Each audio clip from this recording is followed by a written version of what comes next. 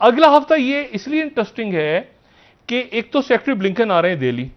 और secretary Blinken जो है वो 27 और 28 जुलाई को दिल्ली में होंगे, और वहां पे उनकी मोदी से भी मुलाकात होगी और जयशंकर साहब से भी होगी, और उनकी जो है वो अजीत डोभाल से भी होगी। लेकिन वो बात साउथ चाइना सी पे होगी, अफगानिस्तान पे भी वो उनको समझाएंगे। भारत बिल्कुल जिस तरह उस्मान साहब ने फरमाया, $3 बिलियन की उन्होंने इन्वेस्टमेंट की पिछले 16-17 साल में भारत में, अफगानिस्तान में। और उन्होंने अफगानिस्तान को जो उनकी अजीत डोभाल की खास तौर पे जो ऑफेंसिव डिफेंस डॉक्ट्रिन है उसको इस्तेमाल किया पाकिस्तान को डिस्टेबलाइज करने का। देखिए अफगानिस्तान की जो 3 जोहते हैं मेरे हिसाब से, एक तो इंटरनल है, एक रीजनल है और एक ग्लोबल है। उसी कॉन्टेक्स्ट में अफगानिस्तान को आपको देखना चाहिए। जहाँ तक ग्लोबल कैनवस है वो आप जानते हैं कि यूएस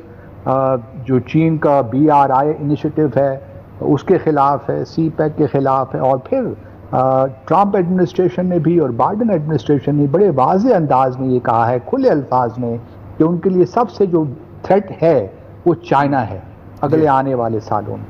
और फिर उन्होंने उसी BRI को काउंटर करने के लिए अपना एक नया इनिशिएटिव लेकर आए हैं, build better bag for world, B3W के नाम से वो इस इनिशिएटिव को ले रहे हैं। उसके बाद देखिए आप रीजनल अगर सिचुएशन में आ जाइए तो भारत इस वक्त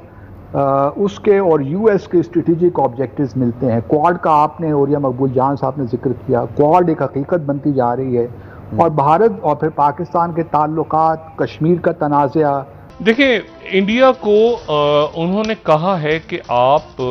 देखें ईस्ट की तरफ, यानी आप देखें चाइना, लेकिन चाइना की तरफ इशू ये है कि ईस्ट नहीं है चाइना, तो तिब्बत और ये जो सारे इश्यूज हैं लद्दाख के, तो वो अगर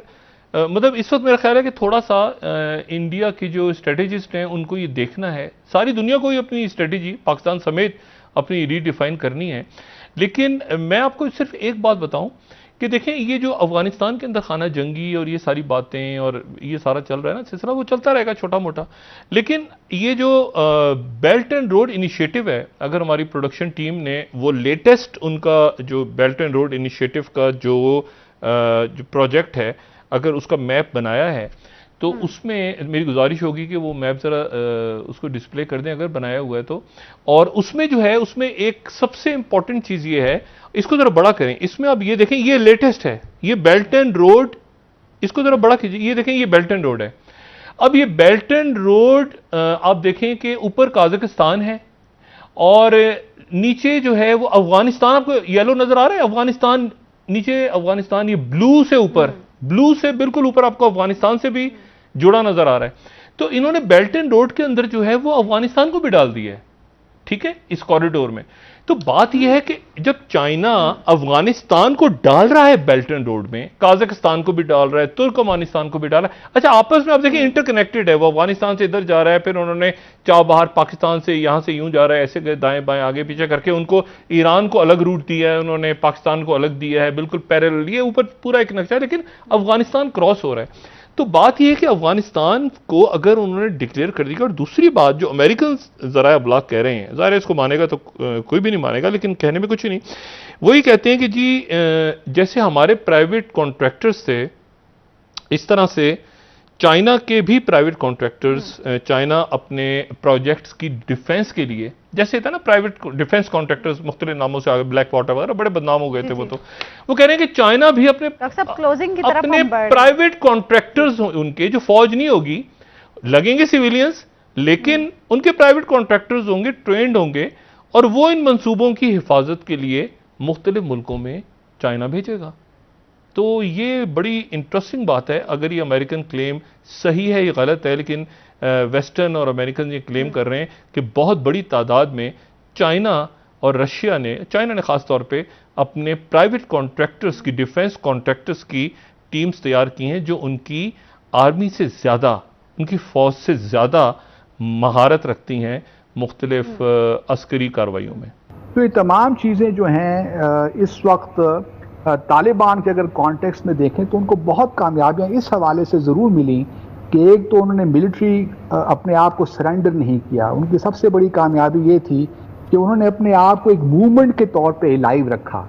और क्योंकि वो इस्लामिक एमिरेट अफगानिस्तान को भी एक तहरीक के तौर पे देखते हैं, और जब तहरीकें इस किस्म की होती हैं तो उनको अलाइव रखना बहुत, सस्टेन करना बहुत मुश्किल होता है। तो पहले तो तालिबान की ये कामयाबी रही, चूंकि उन्होंने अपनी मूवमेंट को अलाइव रखा और वो नुकसानात पहुंचाते रहे काबुल एडमिनिस्ट्रेशन को और अफगानिस्तान में जो भी उनके वॉर लॉर्ड्स वगैरह थे, इस वजह से उनकी सफारती कामयाबी भी यकीनी हो गई। और फिर उन्होंने जो कॉस्ट थी American to continue their operation in Afghanistan, वो कॉस्ट बहुत बढ़ गई। और चूंकि अमेरिका को साफ नज़र आ रहा था कि अब उनके लिए यहाँ पे विक्ट्री लेना तालिबान के ख़िलाफ़ बहुत मुश्किल है। और फिर जिस तरह मकबूल जान साहब ने कहा कि जो 19 फरवरी 2020 का पिछले साल का जो मुआहिदा उन्होंने दोहा में किया, दोहा एकॉर्ड्स, ये एक अजीब सी बात थी कि हुकूमत तो काबुल में बैठी है अशरफ गनी की, लेकिन एश्योरेंसेस दे रहे हैं तालिबान कि हम जी अपनी टेरिटरी को इस्तेमाल नहीं होने देंगे। तो ये तो बिल्कुल अमेरिका ने अपनी शिकस्त को तस्लीम कर लिया। तो मैं समझता हूँ कि Taliban played I mean diplomatically very very skilfully, उन्होंने अमेरिका के साथ मुआहिदा किया, उसमें अपने आप को इस्लामिक एमिरेट अफगानिस्तान बनवाया। उसके बाद आप देखिए चीन और रूस के साथ भी उनकी बातचीत हो रही है, उनको वो इनवाइट भी करते हैं। फिर कतर में उन्होंने ऑफिस खोला 2013 में, उनका ऑफिस वहाँ पे खुल गया। फिर ईरान के साथ, ईरान भी उनको इनवाइट करता है। अच्छा, फिर भारत ने भी उनसे कांटेक्ट करने की कोशिश की। मतलब ये मुझे मालूम है बावसूख ज़राए से कि भारत ने बहुत कोशिश की तालिबान के साथ इंगेज होने की, लेकिन तालिबान ने फ़िलहाल उनको ओब्लाइज नहीं किया। तो इस हवाले से जो तालिबान की दो इम्पॉर्टेंट कंपल्शंस थी, एक तो अपनी मूवमेंट को सस्टेन करना, उसको कामयाबी से हमकिनार करना, और दूसरी जो उनके लिए इम्पेरेटिव था कि इंटरनेशनली रिकग्निशन उनको मिले बहैसियत एक स्टेक होल्डर के इम्पोर्टेंट। तो ये दोनों चीज़ उन्होंने हासिल कर ली हैं। अब डिपेंड ये करता है कि कब वो कामयाबी उनको मिलती है। और फिर जहाँ तक आपने उस्मान बात की कि किस हद तक ट्रांसफॉर्मेशन उनकी हुई है,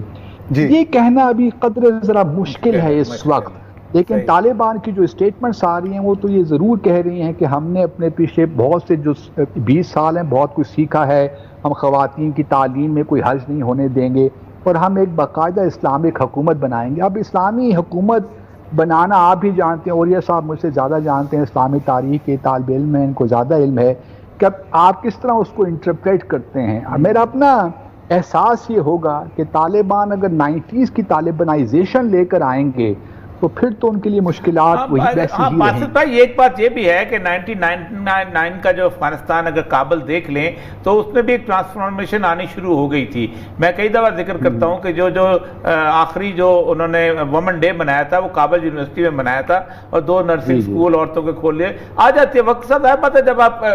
पता है बेचारे तालब उठ गया। और अच्छा, असल सिचुएशन जो आपसे ज़ाहिर बात है पूछने वाली है वो ये है कि इस सिनेरियो के अंदर एक ज़माना था कि सारे मुखालिफ थे, लेकिन एक सिमरिंग की जैसे कहते हैं वो निकल रही होती है जलन की तो ताजिकिस्तान है, फाफोर में बेस था, इंडियन बेस था, फिर ताजिक थे, हमेशा मसूद वहाँ रहा करता था, उसके साथ उज़्बेकिस्तान है, उसके दोस्तम का अपना घर था वहाँ, ये सारे लोग थे, फिर ईरान की मस्जिद से वादत थी, फिर उसके बाद इंडिया का सारा इन्फ्लुएंस था। जिस पार्लियामेंट में वो बैठते थे उसमें नरेंद्र मोदी ने खिताब किया कि हमने बना के दी। इस तरह रूस चेचनिया के मामले में थोड़ा सा खौफ था ईरान। ये सारे जो अंदर चिंगारियां हैं ये कैसे जो सुलग रही हैं, जो समझते हैं कि तालिबान ने तो कमाल कर दिया, अब ये कैसे इनकी हजम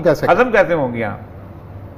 देखिए ये रियल पॉलिटिक है, हर मुल्क अपने स्टेट को प्रोटेक्ट और प्रमोट करता है। मैं तो यहां तक भी कहता हूं कि पाकिस्तान का देखिए जो इंटरेस्ट है बुनियादी तौर पे वो है क्या, हमारा स्ट्रेटेजिक ऑब्जेक्टिव अफगानिस्तान के हवाले से क्या, अमन होना चाहिए वहां पे। हमारे लिए ये है कि वहां पे जिस तरह TTP है या बलूचिस्तान की जो प्रोस्क्राइब्ड ऑर्गेनाइजेशन है उसको वहां पे स्पेस नहीं मिलनी चाहिए। हम मतलब कोशिश तो कर रहे हैं कि एक रिकन्सिलिएशन हो जाए, जो कि बहुत मुश्किल है, लेकिन दूसरे लेवल पे हमारी कोशिश ये होनी चाहिए कि सिविल वॉर जो है वो ज़्यादा प्रोलॉन्ग ना हो। अब मैं ये खुले अल्फाज में नहीं कहना चाहता, लेकिन हमारी कोशिश ये होनी चाहिए कि सिविल वॉर बहुत होगी तो सही, और हो रही है ऑलरेडी, सिविल वॉर तो ऑलरेडी जारी है, लेकिन ये अगर प्रोलॉन्ग हो गई बहुत ज़्यादा तो उसकी ऑब्वियसली इम्पैक्ट हम पे होगा। लेकिन जितने भी खित्ते के रियासतें हैं उन सबको अपने अपने इंटरेस्ट अजीज़ हैं और उनको पता है अगर तालिबान उनको एश्योरेंस दे दी हैं तो Taliban would honour their word.